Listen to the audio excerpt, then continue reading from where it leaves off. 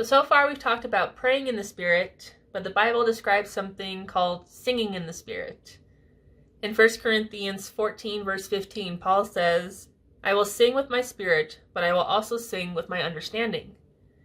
This shows us that just like prayer, worship can be expressed in different ways. Singing in the Spirit simply means this: expressing worship to God beyond your own words. Instead of forming lyrics with your mind, you allow your spirit to express worship, guided by the Holy Spirit.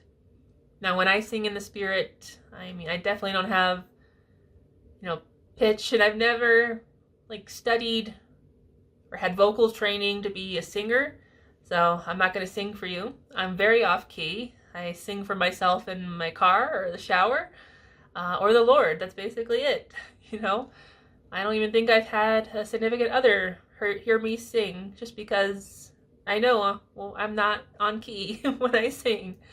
But it's okay when you sing in the Spirit, singing in, unknown words and an unknown tempo, but, it can be new and uncertain and unfamiliar at first, but, it could start off as a gentle flow of melody or sound or a tone or a repetition of sorts that makes a beat.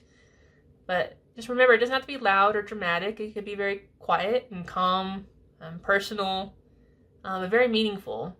And just like praying in tongues, singing in tongues is not about performance. It is about connection. It's about the worship. When I'm overcome and I sing in the Spirit, it kind of sounds like what you would think of like a karaoke night. You're kind of singing a song, like somebody else's song, but you know the words, but there are no words in English. It's just more like sounds. It's very weird to acknowledge, but it's a practice. Ask the Holy Spirit to teach you how to sing in tongues, because at some point you'll go from praying to singing. You'll have the flow and the movement and some sort of musical background. Maybe you actually hear music or not, but there'll be some sort of tempo, a beat, and the language will flow. I get a little bit more flowy, and just more sounds will be elongated, and what would be described as singing, but in the Spirit. I can't describe it unless I actually give you an example. But it's just practice, handing it over to sing and allowing yourself to sing in the Spirit.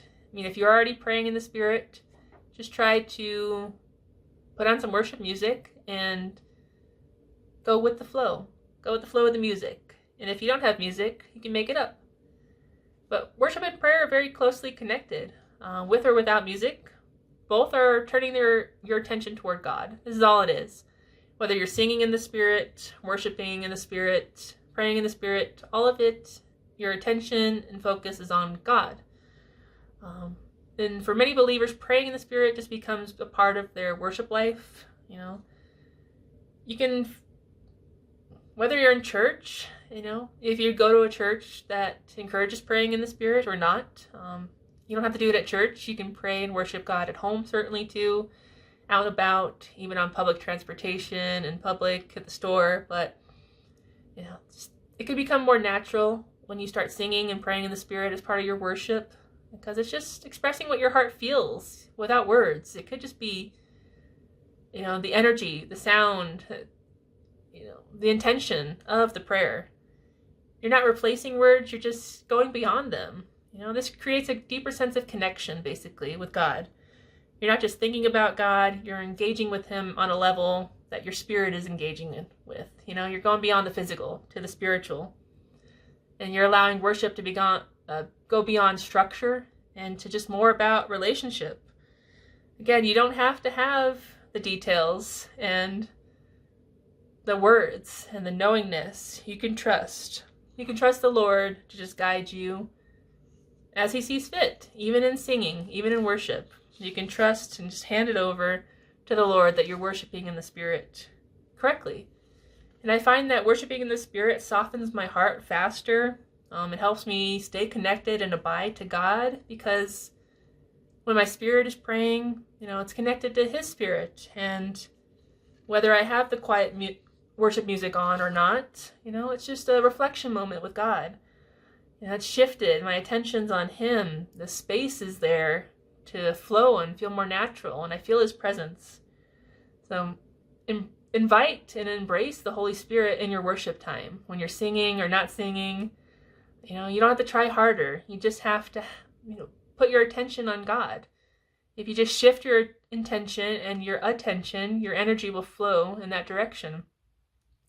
So when you focus on Him, focus on your relationship, the tongues will flow. Don't focus on the tongues themselves, the speaking in the Spirit. But the more you focus on Him and worshiping Him, trust that the singing and the praying and the worshiping in the Spirit and whatever comes through, it's just building the connection in relationship and presence with the Lord. So practice singing. Okay, I'm not going to do it for you. I'm sorry. But you know how you sing, even if it's off key, no matter, just transfer your prayer in the tongues to singing in tongues and see how it goes. And again, ask the Holy Spirit for help. He will guide you in how to sing in the Spirit. But just know that you can do it. It's been described in the Bible. It's definitely something we can all do.